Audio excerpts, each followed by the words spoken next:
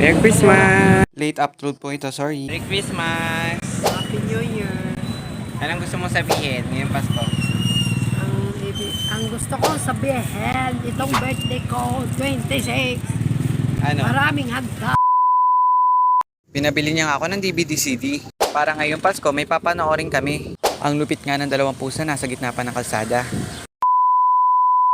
Pagkarating nga namin sa bahay, sinimulan niya ng buksan ng TV. Dalawa nga lang kami ni Mama ngayong Pasko. Ito nga handa namin ngayong disperas ng Pasko. Okay na yan kaysa wala. Yan na naman si Mama, may kachat. Busy sa pag-i-invite sa mga friends niya. Open na natin yung ice cream na yan. Chocolate ice cream nga ang kinuha ko. Kasarap niya na hindi lang halata sa aking pagmumuka.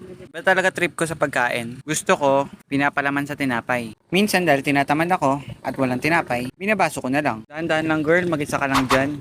Para ka namang mauubusan. Tatakaw parang wala nang bukas. Pero naubos ko yan.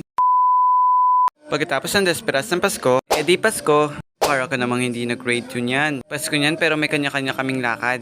O ruta, pares lang yun. Si Mama pupunta ng Tanay. Ako naman magtitinda ng Pasko para maubos yung tinda. O anong paki ko?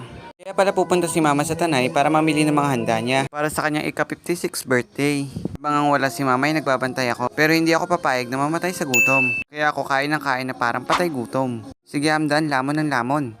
Buti na nga lang ay may naliboy na mano na ng tinda kong isda. Yan na, dumating na ang birthday girl. Pagkarating nga ay nakipagchismisan agad. Joke lang po. Yun lang, bye. Pasensya na kung late upload to. Kasi tinamad ako. Maraming salamat sa panonood.